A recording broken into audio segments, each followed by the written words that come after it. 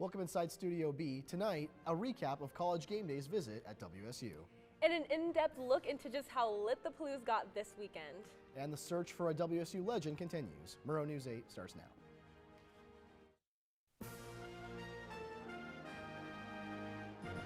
From Studio B on the campus of Washington State University, this is Pullman's only nightly newscast. This is Murrow News 8. Good evening, I'm Dax McCoy. And I'm Ijane Taylor. Welcome to Murrow News 8. A wild weekend in Pullman came to an end yesterday. College Game Day brought together Cougs of past, present, and future to showcase WSU's school spirit. The Game Day crew showed their gratitude for the support from the Cougar faithful. The stars of the show posted several videos and pictures of the crowd who showed out with countless Coug flags waving behind their set. Many Cougs showed their creativity with signs taking shots at the Ducks. Signs continue as a staple of College Game Day, and Coug fans did not disappoint. Not all the signs targeted the Ducks, though. Some referenced other aspects of the Game Day spectacle. The official Game Day account said Pullman shouldn't expect another 15-year wait before their next visit. Both the cast and Coug fans agree that everything about the visit was worth the wait. And while most of the Game Day's visit was positive, police do continue to ask the community to look out for some stolen football helmets after ESPN reported them missing on Friday night. 2 ESPN College Game Day helmets disappeared before ESPN made their historic broadcast on Saturday morning. Someone took the helmets from the mock College Game Day desk next to the Cougar Pride statue where people could take pictures. Police ask that you call the WSUPD if you know anything that could lead to their recovery.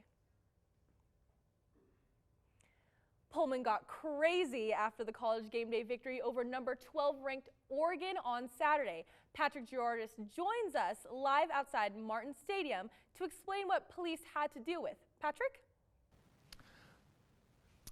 Pandemonium spread throughout Pullman following ESPN's College Game Day program and Washington State's 34-20 victory over Oregon. And the celebration went further than a traditional party. Police reported that 6 couch fires started in the College Hill area around 8 p.m. and 2 fireworks incidents got out of hand on both Michigan and Colorado Street. With the continuing success the football team enjoys this season, Pullman Police Commander Chris Tennant stresses the importance of remaining civilized and realizing that football is just a game. Our calls for service were definitely up after the game and this weekend, mainly because of the attention being brought in by Oregon being a ranked team, but also ESPN Game Day. So it was somewhat reasonable that our calls for service would be up just because of the amount of people that were in town. I don't know that damaging property, committing crimes, and public disorder isn't necessarily a proper avenue to celebrate a victory. The fact that Pullman residents committed so many crimes in one night speaks volumes about just how passionate Cougs feel about football. The next home game comes here to Martin Stadium, November 3rd against California for Dad's Weekend. Reporting live from Martin Stadium, I'm Patrick Girardis, Murrow News 8. Thank you, Patrick. While the Game Day visit to Pullman brought many legends back to campus, one WSU legend continued to stay hidden. Brady Frederick explains the search for one of the most influential Cougs in history. 16th, Pullman police tweeted an attempt to locate for a man not seen in 5 years. He is known only by his alias, the WSU Popcorn Guy. Last seen in 2013 when an ESPN broadcast captured him pouring popcorn on himself as Stanford led WSU 41-3 in the fourth quarter. After going viral on the internet and social media, he was never identified or heard from again. The lobby of the WSU Cougar football complex honors many historic WSU football moments and many football legends. Luke Falk, Drew Bledsoe, and Marcus Trufant. But it does omit one man who changed the course of WSU history forever and captured the hearts of an entire nation. He's definitely more than just a man. Popcorn Man, just a real class act. He absolutely revolutionized the way that popcorn is eaten at games. He's a symbol of hope, of pride. After seeing him eat popcorn the way he did, I've been a guy who's gotten popcorn at every single football game. Out of all the WSU legends like Klay Thompson, Drew Bledsoe, the popcorn guy's certainly up there. Cougar fans want him present at College Game Day. They say he's good luck. Since his 2013 appearance, WSU is 2-2 against the Stanford Cardinal and have at least 8 wins with bowl appearances in the last 3 seasons. He was a spark plug for our entire football program. I mean, we've had unparalleled success since, and to deny the popcorn guy was an integral part of that, I think it's just ignorant. From a 6-7 record in 2013 to a nationally ranked team hosting College Game Day, Saturday will be a celebration of Cougar football success. But if the popcorn guy is not in Pullman, the community will feel his absence. Brady Frederick, Murrow News 8. Thank you, Brady. Student groups on campus set the record for registering more people to vote than in previous years. Over 2,000 students registered on paper, and ASWSU hopes to get a count of online registrations in the coming weeks. ASWSU worked with groups such as sororities, fraternities, and the Young Democrats in order to reach out to more people. Although ASWSU always puts on a voter registration drive, they never created a drive this large in the past.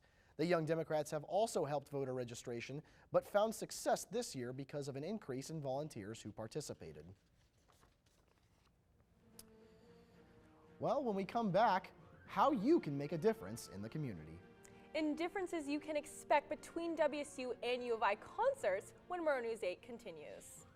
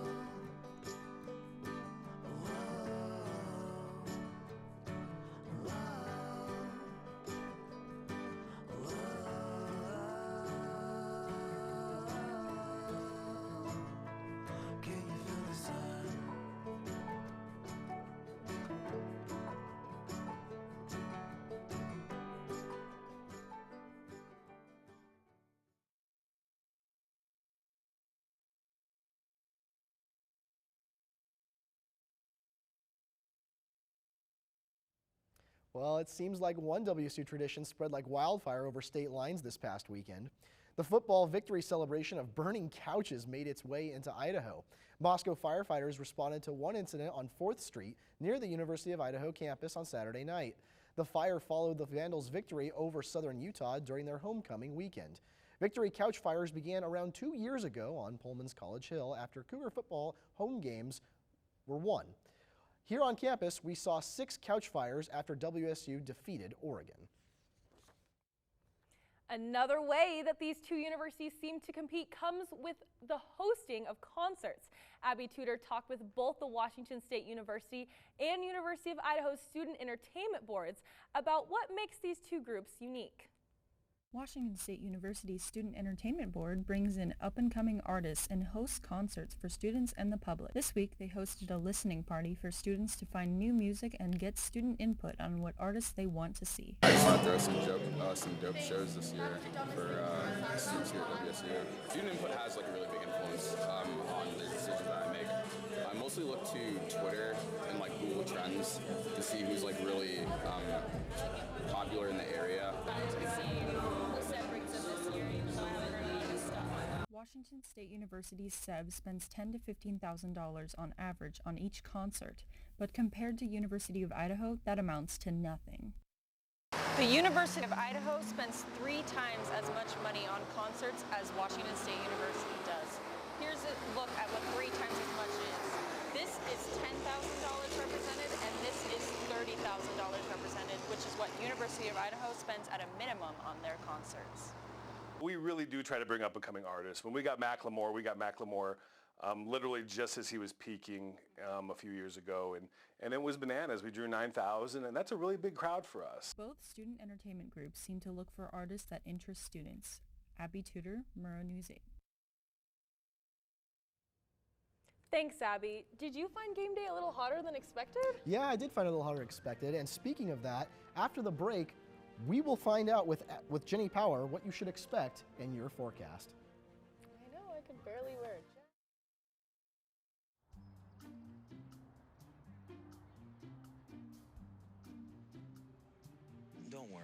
74 people were picked before me in the NFL draft.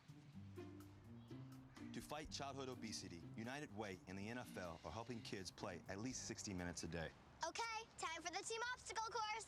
Yay! What this place needs is more healthy kids. To get involved or donate, go to unitedway.org/play60.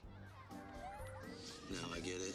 No more pencils, no more books. No more teachers, dirty looks. School's out For summer. What this place needed was better graduation rates. So we worked with schools like Henry Ford High, and now they're up 18%. To help us do more good this year, go to unitedway.org, because great things happen when we live united. It's been pretty warm outside considering it's the middle of October. It's true. Let's check in with Jennifer Power in the Weather Center to tell us, will this continue? Jennifer? Thanks, Ajane. So as you guys may have noticed today, we had a high of 72. I didn't even need a jacket when I was walking to class. But tonight, it's going to drop significantly. We're looking at about 51 degrees, and then on the east side of the state, it's pretty much staying the same across the board.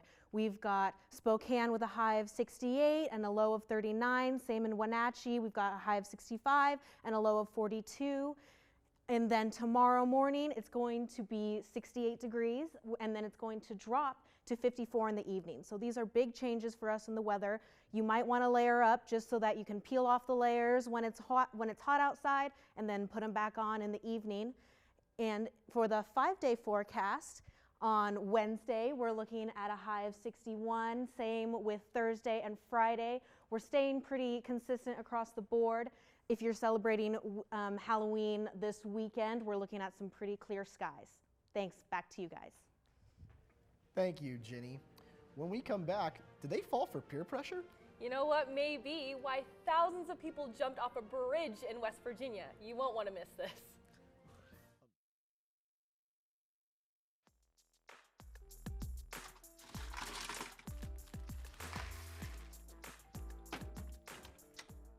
Thank you.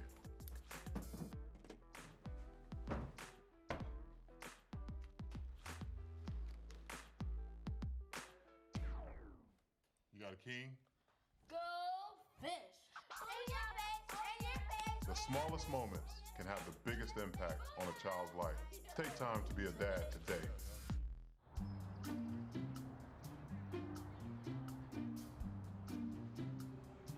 Don't worry, 74 people were picked before me in the NFL draft. To fight childhood obesity, United Way and the NFL are helping kids play at least 60 minutes a day. Okay, time for the team obstacle course. Yay! What this place needs is more healthy kids. To get involved or donate, go to unitedway.org/play60. Now I get it. Move over College Game Day. On the other side of the country, thousands of people celebrated a different kind of sporting event this weekend. Saturday marked West Virginia's 39th annual Bridge Day celebration, where thousands either jumped off the New River Gorge Bridge or cheered on everyone else who took the leap. The event takes place every year on the third Saturday of October. You know what? If all your friends jumped off a bridge, would you jump? Well, I've done it before. Jenny, what about you? I would personally never do it. I'm sorry, guys. I'm staying where I'm safe. Well, it's the middle of October. I couldn't imagine swimming in freezing cold water at all. No. Tell you, my heart was Absolutely racing not. just watching those guys jump off the bridge. Same. I can't even believe that people do that. Well, thank you for watching tonight. Join us every weeknight at 7 and 10 for Pullman's only nightly newscast. Have a great evening, and don't forget to follow Murrow News 8 on Facebook and Twitter. Good night, Pullman.